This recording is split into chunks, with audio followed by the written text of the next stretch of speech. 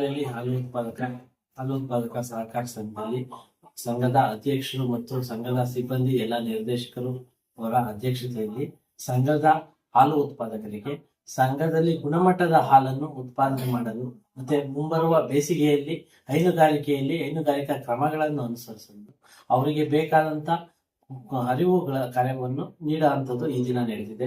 ಯಾವ ರೀತಿ ಮಾಡಿದಂತ ಸಂದರ್ಭದಲ್ಲಿ ಒಳ್ಳೆ ಗುಣಮಟ್ಟದ ಹಾಲನ್ನ ಸಂಘಕ್ಕೆ ಪೂರೈಸಬಹುದು, ಯಾವ ರೀತಿ ಪಾಲನೆ ಪೋಷಣೆ ಮಾಡೋದು ಅನ್ನೋದನ್ನ ಚಿಕ್ಕದಾಗಿ ನಮ್ಮ ಕೃಷಿ ಅಧಿಕಾರಿಗಳ ಸಹಾಯದೊಂದಿಗೆ ನಾವು ಈ ದಿನ ನಮ್ಮ ಸರ್ಕಾರದಲ್ಲಿ ಹಾಲು ಉತ್ಪಾದಕ ಸಹಕಾರ ಸಂಘದಲ್ಲಿ ಎಲ್ಲ ಉತ್ಪಾದನೆ ತಿಳಿಸುವಂಥದ್ದು ನಡೆದಿದೆ.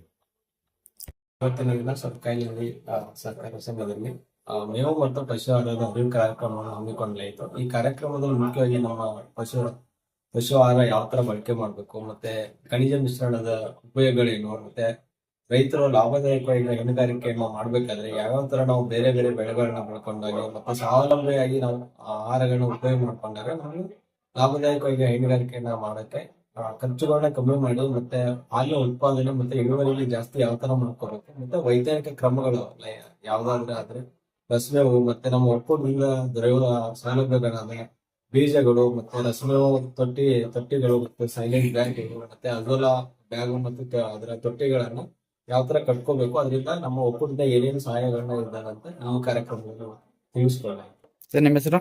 ಕರಿಸಿದ್ದಾಂತರಾಗಿ ಕೃಷಿ ಅಧಿಕಾರಿಗಳು, ಚಿಕ್ಕಬಳ್ಳಾಪುರ, ಹಾಲು. Thank you sir.